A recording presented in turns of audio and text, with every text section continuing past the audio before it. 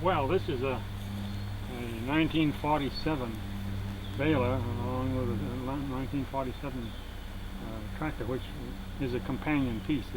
Some numbers and specified parts of tractors are designed to go right together, like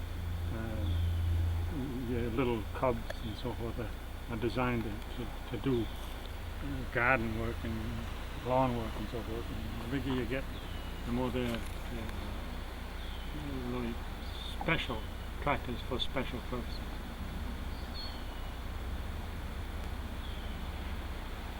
Before we bought this, we made these whole areas with a pitchfork and a wagon with loose hay. And we used a lot of hay too back in those days. Back in the 30s we didn't have a silo. The horses and the cows had grain and pumice perhaps and hay, but that's all.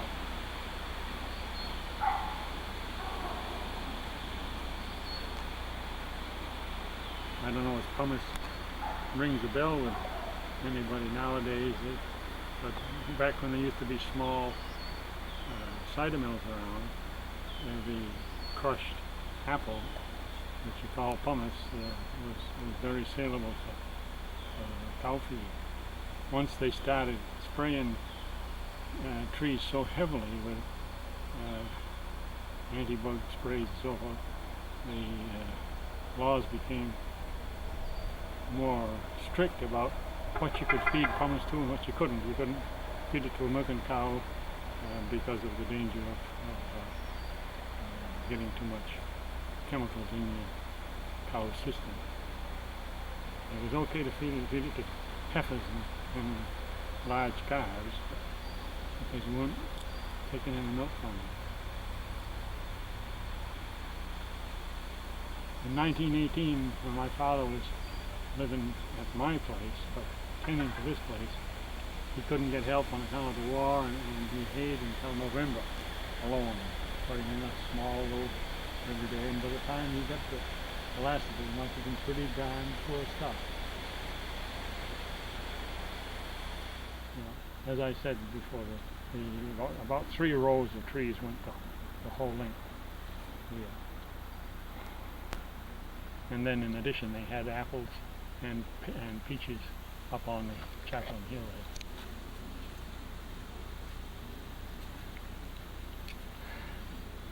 Why don't you tell me something about the sort of hay this field grows? Well, on the upland, it'll support most anything, and if you lime it in good shape and get the pH right, you can raise alfalfa, but it won't stay very long. We've had, after we had the Soil Conservation Service lay out the different fields, we had this one in particular in clear alfalfa, but in a couple of years it shifted right back to well, first actually witchgrass, and then orchard grass and timothy. Is there any alfalfa in here now? No, not a speck. But you find some vetch and some clover, but there's no alfalfa left. So alfalfa would be a real top hay crop. Well, yes, because where it does grow, you can get 2 or 3 cuttings, you see, and hay like this, there won't be any rowing here probably. We have a dry summer, and by August, what little rowing had accumulated kind of crumpled down and gone. But I'm not in a position where I'm trying to raise every pound of hay or whatever on. I'm just trying to hold some of it so it'll look like it did 20, 40, 100 years ago. I'd hate to see it all built up. But that's the feeling, I guess, that everybody gets who is or has been a landowner. You know, their own particular plot is the most important to them about whether we grow as a town or not. And we can't stop growth just because one guy comes in and builds a house and doesn't want anybody else to come after him, which is very, very common. You're going to have somebody come after him, and you're going to have the land used up for the purpose which it's probably most efficient to use it. We can't compete with these river valley lands like the Merrimack River and the Connecticut River, where they have silt 2 feet thick to raise crops on.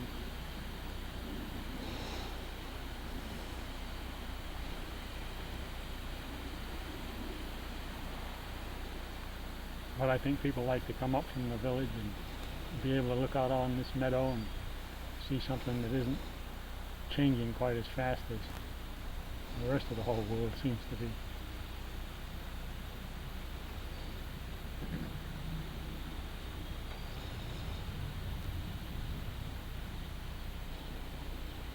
Haven't seen any deer in here for a few weeks because it's been so high. They got almost total coverage when they stand still. Well, I know there are deer here. Over in the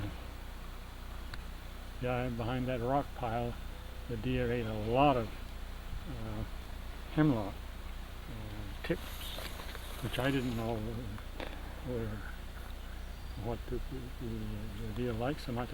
I thought when they said they browsed that it was mostly oak and maple bark and so forth. But you can see lots of hemlock twigs laying come late in the winter, where they had been bedding down and foraging.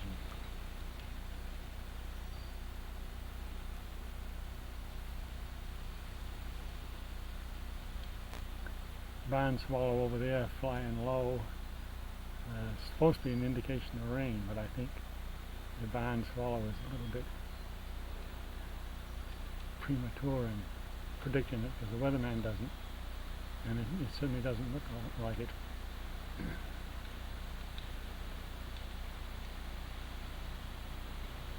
Somebody was asking me about signs of the weather, and I was saying one of the things we tell by is the sound of the train whistles, which seemed to surprise whoever it was asking me. But that's about as good a thing to predict as anything you might use, because it definitely sounds different when the train goes, as we got a train down there right now. And when it's all overcast and the sound bounces back, I guess it sounds louder. And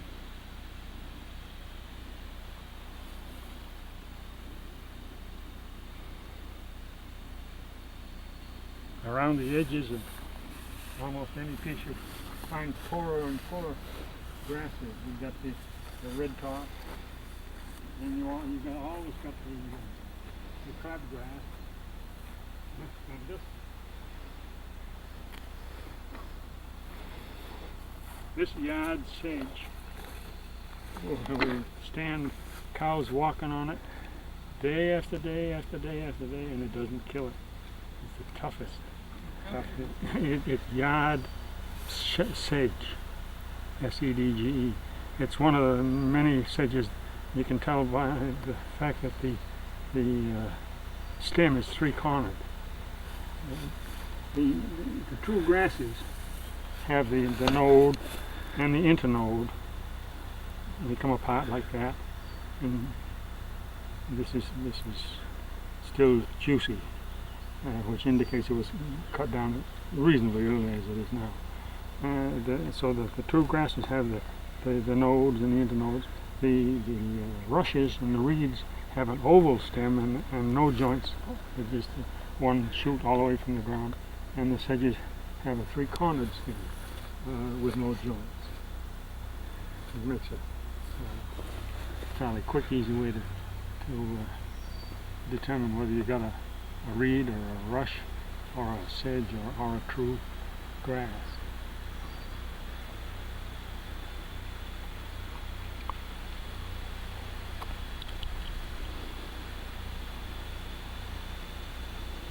My father dug up sassafras roots. There's a sassafras tree right over here ahead of us, and sent them to Worcester to a candy company who advertised for this sort of thing. He dug them up on the hill where he hadn't wanted them, and cut the roots up in sections and shipped them over there.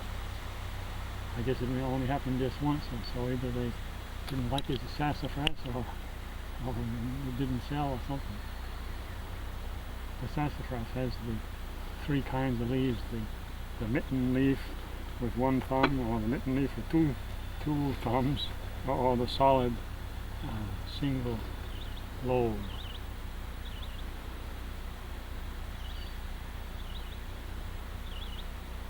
Seems to be a good crop of nuts this year, but you don't know because they're falling quite bad.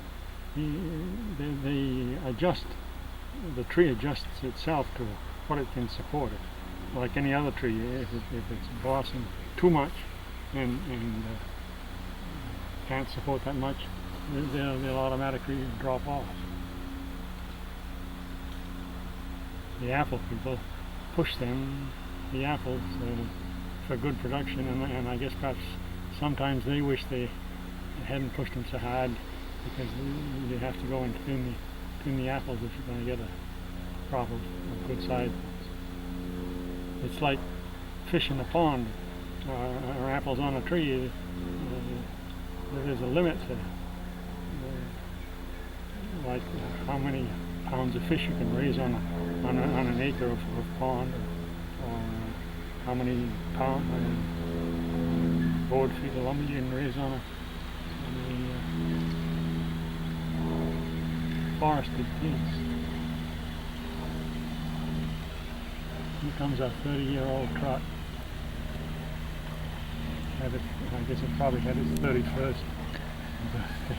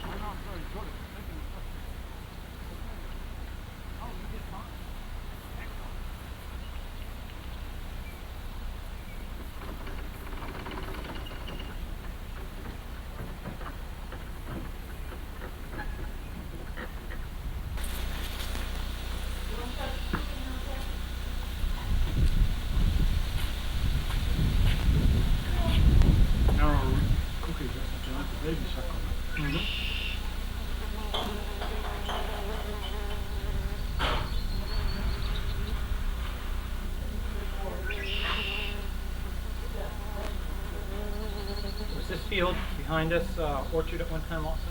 Half it. This half was. And that other half.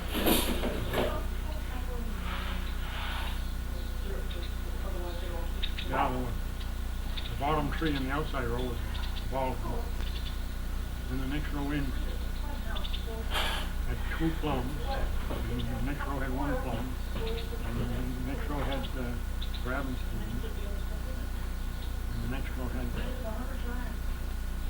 Marlin in the wall.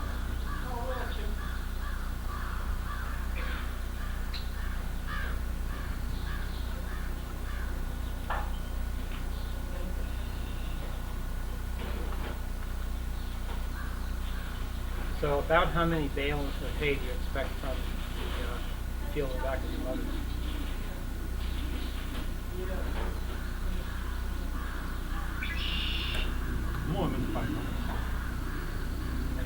300 in each of these?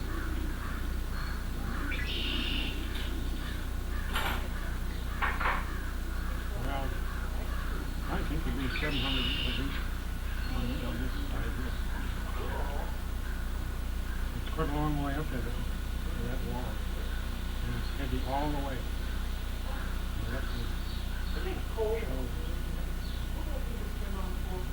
What goes into making a good bale of hay? Well, you got to start, I suppose, by getting your sod healthy enough so that it'll grow a good crop of whatever you want, whether it's clover or alfalfa or timothy and red top. And red top's going to be a volunteer crop because you can't buy the seed, even if you wanted to. But there's really no substitute for plowing and harrowing and doing all the jobs that go into seeding down a piece of grass. And then if you get a good stand, then you got to feed it each year so that you get a good crop with that stand. There can be a lot of different things. Fescue, for example. If it's fed and has enough water, because we don't have much control over that. But if it's fed, it'll grow 4.5 feet. And if it's starving, it probably is only 10 inches high.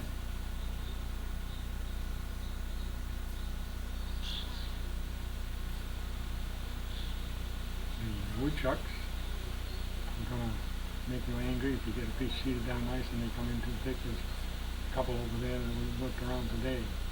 I got some bones. And I'll have to bones. The bones are pretty thick. You've probably seen them. No. Well, they're just a paper cartridge about this size and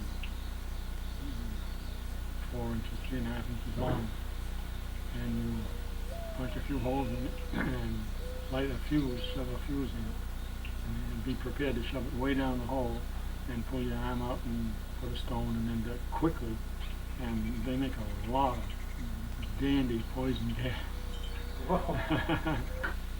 So you've got to get these things in the hole and your arm out and the rock on the back of it real fast. Yeah, and some dirt around to pad it, because when it comes with a swoosh, you stand on it, it pick you up. You don't want to breathe any of the gas, I take it. No, like the science teacher we had in high school, he passed a test tube around the whole class. You could smell it, and then he told us it was poison if they used poison rodents with. After we all taken a nice whiff of it, that tells what he taught us all in his class, I think. So these are woodchucks. They're a real nuisance in hayfield. Yeah, they really are. I'd be happy to feed them what they need. If they wouldn't dig the confounded hole and have a pile of dirt and drive over and break your machinery on it, or your cow's leg. There's a stone pile behind that sycamore tree, and there's one or two woodchucks that live in there now. I know, I see them sitting on the rock, but there's no way you can bomb them with all the rocks, because it's rock fill there. That was an entrance to the upstairs in the barn. There were 3 stories you could drive a horse and wagon in. The barn cellar was backing in this way. The main barn opening was where that stone is, a little higher, going this way. And out back there was the ramp for driving upstairs in the mow, in the hay mow, the pitch off here. That was some barn. How long ago did that go? About 90 years ago. How long ago? 90. 90. Yeah. So you heard about this. I never saw it. My father was living at the homestead, of course, at the time, and he said everybody and his brother came down to see it, but nobody tried to put it out because the house burnt too. And no firefighting equipment except stamping it out with a foot. 1902, I guess.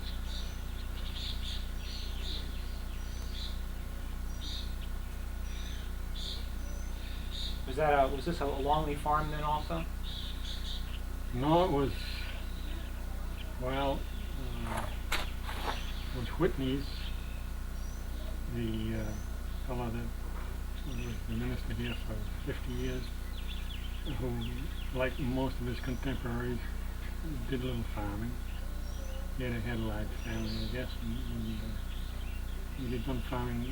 The house wasn't right here, it was across from the barn by that lilac bush.